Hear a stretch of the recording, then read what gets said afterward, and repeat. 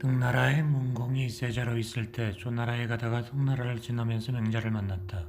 맹자는 문공에게 사람의 본성이 선한다는 것을 말했는데 말할 때마다 요임금과 순임금을 거론했다.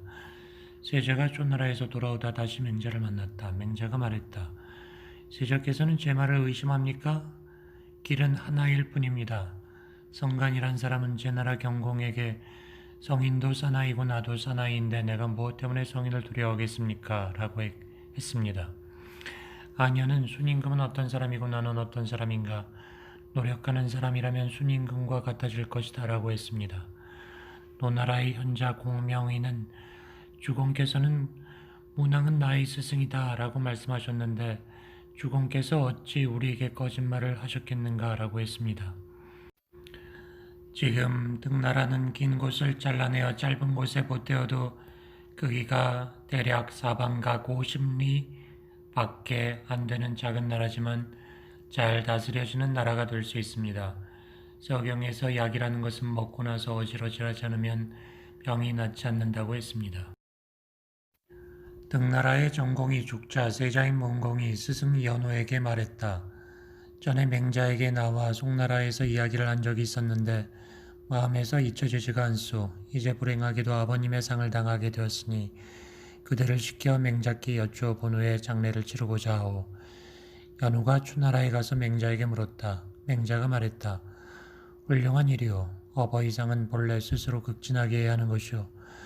증자가 말하기를 어버이가 살아계시면 예를 갖추어 섬기고 돌아가시면 예를 갖추어 장례를 지내고 예를 갖추어 제사를 지내면 효성스럽다고 할 수 있어.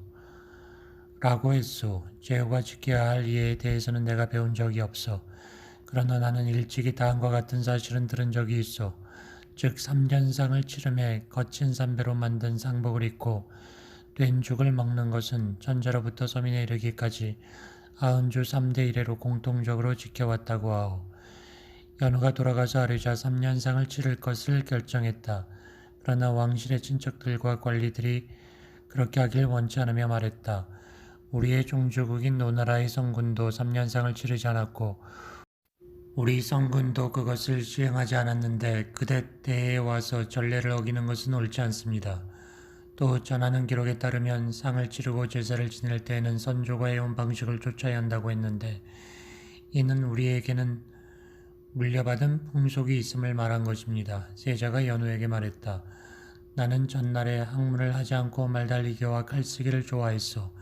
그래서 왕실과 친척과 관리들은 나를 자질이 부족한 자라고 여기는 것 같으니 나는 그들이 장례를 극진하게 치르지 않을까 걱정되어 어떻게 해야 할지 맹자에게 물어보시오. 연호가 다시 맹자에게 물었다. 맹자가 말했다. 그럴 수도 있겠군요. 그러나 다른 사람 탓을 해서는 안 될 것이오. 공자께서는 임금이 죽으면 그 세자는 나란 일을 제상에게 모두 맡긴 채 죽을 마시며 짙게 검어진 얼굴로 상주의 자리에 나아가 곡을 하는 법이니 그렇게 하면 관리들 중 슬퍼하지 않을 사람이 없을 것이다. 왜냐하면 세자가 솔선수범했기 때문이다라고 했소. 윗사람이 무엇을 좋아한다면 아랫사람들은 그것을 더 좋아하게 되는 법이고 그래서 공자께서는 군자의 덕은 바람과 같고 소인의 덕은 풀과 같아서 풀 위로 바람이 불면 풀은 쓰러진다고 했소.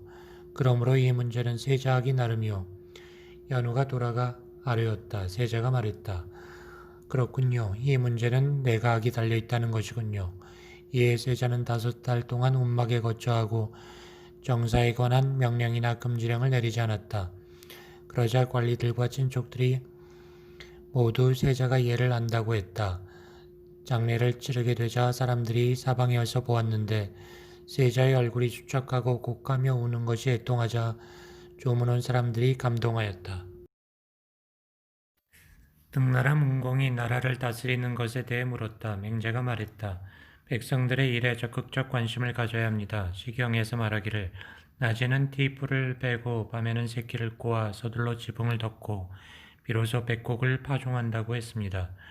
백성들이란 안정적인 생업, 항산이 있으면 안정된 마음, 항심을 가지게 되고 안정적 생업이 없으면 항심이 없게 됩니다. 만약 항심이 없으면 방탕하고 편벽되고 사특하고 사치한 행동을 하게 됩니다. 그들이 죄에 빠지기를 기다린 후에 쫓아가 처벌한다면 그것은 백성을 그물질하는 것 같습니다. 어떻게 인자한 군주의 지위에 있으면서 백성들을 그물질할 수 있단 말입니까? 그러므로 어진 군주는 반드시 공손하고 검소하고 신하들을 예로 대하며 백성들에게서 세금을 거두어 드리는 데에는 일정한 법도가 있습니다. 양호가 말하기를 부유해지려고 하면 인자해질 수 없고 인자해지려고 하면 부유해질 수 없다고 했습니다. 하나라는 각 가구에 50무씩 토지를 나누어 주고 공이라는 세법을 시행했고 은나라는 각 가구에 70무씩 토지를 나누어 주고 조라는 세법을 시행했고 주나라는 각 가구에 100무씩 토지를 나누어 주고 천리라는 세법을 시행했는데 그 실질은 모두 수확량의 10분의 1을 세금으로 거두는 것이었습니다. 철은 천하에 보편적으로 적용한다는 뜻이고 조는 백성의 노동력에 도움을 받는다는 뜻입니다. 과거 연자했던 용자는 토지를 다스리는 데는 조법보다 좋은 것이 없고 공법보다 나쁜 게 없다고 했습니다. 공이란 여러 해 동안의 수확을 비교해 일정한 평균 세액을 확정하는 겁니다. 그래서 풍년이 든 해에는 양식이 도처에 남아 돌므로 세금을 많이 거두더라도 괜찮은데 도리어 적게 거두고 흉년이 든 해에는 다음 해에 밭에 거름을 주기도 부족한데 정해진 세액을 다 채워서 걷어갑니다. 왕은 백성들의 부모인데 백성들이 허덕이며 1년 내내 고생하고도 그들의 부모조차 제대로 봉양할 수 없게 할 뿐 아니라 빚을 내어 정해진 세액을 채워냄으로써 노인과 어린아이들을 굶어주고 구덩이에 뒹굴게 한다면 왕이 백성의 부모라는 뜻은 어디에서 찾겠습니까? 대를 이어 복록을 주는 제도, 세록은 본래 등나라도 시행하고 있는 것입니다. 시경에서 말하기를 우리 공전에 비를 내리고 나서 우리 사전에도 비를 내리소서 라고 말했습니다. 조법은 오직 공전에서만 적용되는 것인데 이 시를 통해 볼 때 주나라도 조법을 했습니다. 백성의 생업이 안정된 후에는 상과 서, 학과 교를 세워 백성을 가르쳐야 합니다. 상은 봉양한다는 것이고 교는 가르친다는 것이고 서는 활쏘기를 익힌다는 것입니다. 하나라에서는 교라고 했고 은나라에서는 서라고 했고 주나라에서는 상이라고 했고 학은 하은주 3대가 공통적으로 그렇게 불렀는데 모두 일륜을 밝히기 위한 것이었습니다. 일륜이 윗사람에게서 밝혀지면 백성들은 서로 친밀하게 지내게 될 겁니다. 그러면 통일된 천하의 임금이 나타나더라도 반드시 등나라로 와서 본받을 것이니 그것은 통일된 천하의 임금의 스승이 되는 겁니다. 시경에서 말하기를 주나라는 비록 오래된 나라이지만 하늘에서 받은 천명은 새롭다 라고 한 것은 문왕에 대해 한 말입니다. 그대가 힘써 어진 정치를 한다면 등나라를 새롭게 할 수 있습니다. 등나라 문공이 신하인 필전을 시켜 정전법에 대해 물었다. 맹자가 말했다. 그대의 군주가 어진 정치를 실천하려고 그대를 가려 뽑아서 나에게 보냈으니 그대는 반드시 노력하라. 어진 정치는 반드시 토지의 경계를 확정하는 것에서 시작된다. 경계의 확정이 바르지 않으면 정전의 토지가 균등하지 못하고 토지의 수확에서 얻는 복록 역시 공평하지 못하게 된다. 그러므로 폭군과 탐과 놀이는 토지의 경계를 확정하는 것을 태만하게 한다. 경계의 확정이 바르게 되면 백성에게 토지를 분배하고 관리들의 복록을 정하는 것은 가만히 앉아서도 할 수 있게 된다. 등나라는 영토가 협소하지만 그 중에는 반드시 군자가 될 사람도 있고 야인이 될 사람도 있다. 군자가 없으면 야인을 다스릴 수 없고 야인이 없으면 군자를 먹일 수 없다. 지방에서는 수확량의 9분의 1을 세금으로 정하여 조법을 실시하고 수도에서는 수확량의 10분의 1을 세금으로 정하여 스스로 세금을 납부하게 하라. 경 이하의 관리들은 반드시 규전이 있어야 하는데 규전은 각 가구당 50무씩 주되 장정이 더 있을 경우는 각 장정당 25무씩 주도록 하라. 이렇게 한다면 죽거나 이사를 해도 마을을 벗어나지 않을 것이다. 마을의 정전을 같이 나누어 경작께 정전에 드나들며 친구처럼 지내고 또 적에 대비해 지키고 망을 볼 때도 도와주고 병에 걸렸을 때도 돌봐준다면 백성들은 서로 친애하고 화목하게 될 것이다. 사방 각 일리의 토지가 한 단위의 정이고 각 정의 넓이는 900모인데 그 정의 중앙을 공전으로 한다. 8가구가 각각 그 주위에 있는 100모의 땅을 사전으로 가지며 공전을 8가구가 공동으로 경작한다. 공전의 농사일이 끝난 후 사전에 농사일을 하는데 이것은 야인을 군자와 구분하기 위한 것이다. 이것이 정전제에 관한 대체적 내용이다. 이것을 적절하게 보완해 적용하는 것은 군주와 그대에게 달렸다. 신농의 썰을 실천하는 허행이라는 사람이 초나라에서 등나라로 가서 궁궐문에 이르러 문공에게 아뢰었다. 먼 곳의 사람이 군주께서 어진 정치를 실천한다는 말을 듣고 쌀집을 받아 살면서 이 나라 백성이 되고자 합니다. 문공은 그 사람에게 거처할 곳을 주었다.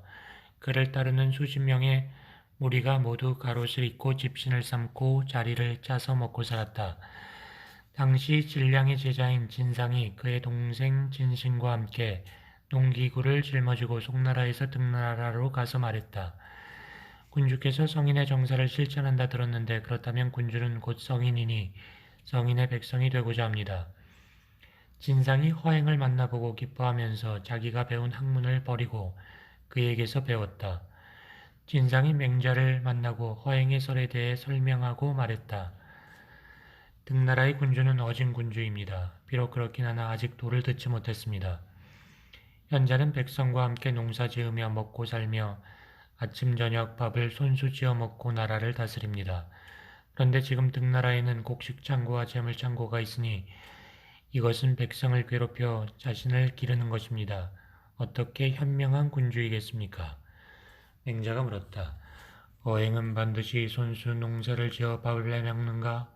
진상이 대답했다. 그렇습니다. 어행은 반드시 손수 배를 짜서 옷을 해 입는가?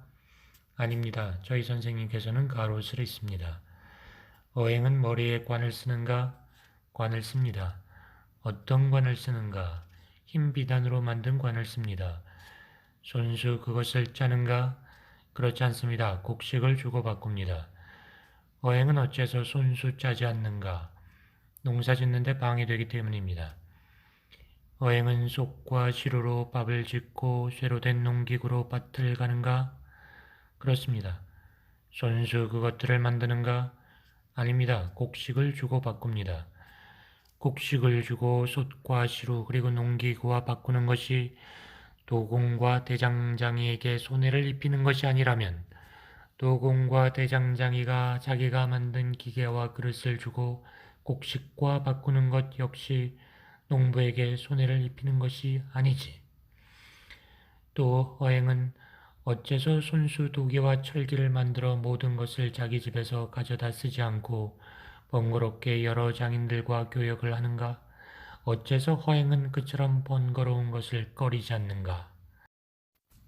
진상이 말했다. 백공들이 하는 일은 원래 농사를 지으면서 동시에 할 수가 없어. 그렇다면 천하를 다스리는 일은 유독 농사를 지으면서 동시에 할 수 있다는 것인가? 대인이 할 일이 있고 소인이 할 일이 따로 있는 것이다. 또 한 사람의 몸에는 백공이 만드는 것들이 다 필요한데 만일 반드시 모든 것을 손수 만들어 사용해야 한다면 그것은 천하의 사람들을 이끌어서 지쳐 떨어지게 하는 것이다. 그러므로 어떤 사람들은 마음을 수고롭게 하고 어떤 사람들은 몸의 힘을 수고롭게 하는 것이다. 마음을 수고롭게 하는 자는 남을 다스리고 몸의 힘을 수고롭게 하는 자는 남에게 다스림을 받는 것이다. 남에게 다스림을 받는 자는 남을 먹여 살리고 남을 다스리는 자는 남에 의해 먹고 사는 것이 천하의 보편적 원리이다. 유임금 시대에는 천하가 평안하지 못했다. 금물이 멋대로 흘러 천하에 범람하고 초목이 무성하고 금수가 번식하며 오곡이 여물지 못하고 금수가 사람들에게 달려들고 짐승과 새 발자국이 나라 한가운데 어지럽게 나 있었다. 요임금 한 사람만이 이것을 근심하여 순을 기용해 다스리게 했다. 순이 이객에 불을 관장하게 이기 산과 늪에 불을 질러 태워버리자 금수가 도망갔다. 또 우임금은 범람하는 황하에 9개의 물기를 내고 황하의 지류인 제수와 탑수의 바닥을 쳐서 바다로 흘러가게 하고 여수와 한수의 물길을 터고 회수와 사수를 배수하여 양자강으로 흐르게 했는데 그렇게 한 후에야 나라의 가운데 농사를 지어 먹을 수 있게 되었다. 당시 우임금은 8년 동안 집 밖에 머물렀고 3번이나 자기 문 앞을 지나가면서도 들어가지 못했으니 비록 손수 농사를 지으려 해도 할 수 있었겠는가? 후직이 백성들에게 농사 짓는 법을 가르치고 오곡을 기르게 하자 오곡이 익었고 백성들은 그것을 배불리 먹고 자신을 기를 수 있게 되었다. 백성들이란 배불리 먹고 따스히 입으며 편안하게 지내기만 하고 가르침이 없다면 금수에 가까워진다. 성인은 이것을 근심하여 설을 교육을 관장하는 사도로 삼아서 인륜을 가르치게 했으니 부자 사이에는 친애함이 있고 군신 사이에는 의리가 있고 부부 사이에는 구별이 있고 어른과 아이 사이에는 차례가 있고 친구 사이에는 믿음이 있어야 한다는 것이 그것이다. 방훈께서 백성들을 격려하고 따라오게 하며 바로 잡아주고 곧게 펴주며 도와주고 거들어주어 스스로 선한 본성을 깨닫게 하고 그들에게 은덕을 베풀어 주어라 라고 했다. 성인이 백성을 근심하는 것이 이러한데 어느 겨를에 농사를 짓겠나. 요임금은 순과 같은 사람을 얻지 못하는 것을 근심으로 삼았고 순임금은 오나 고요 같은 현인을 얻지 못하는 것을 근심으로 삼았다. 백무의 땅을 다스리지 못하는 것을 근심으로 삼는 것은 농사꾼이다. 재물을 남에게 나눠주는 것을 일러 은혜롭다 하고 선을 남에게 가르쳐주는 것을 일러 충이라 하고 전하의 사람을 위해 재능 있는 사람을 얻는 것을 일러 인이라고 한다. 그러므로 전하를 남에게 주는 것은 쉽지만 전하의 사람들을 위해 재능 있는 사람을 얻는 것은 어렵다. 공자께서 위대하구나 요의 임금다운 덕이여 오직 하늘만이 위대한데 요임금은 그것을 본받았다. 그분의 덕은 넓어서 백성들이 뭐라 이름 붙일 수가 없다. 임금답다 손이여 그분의 덕은 높아 천하를 가졌지만 사사로이 자기의 것으로 누리지 않았다 라고 했다.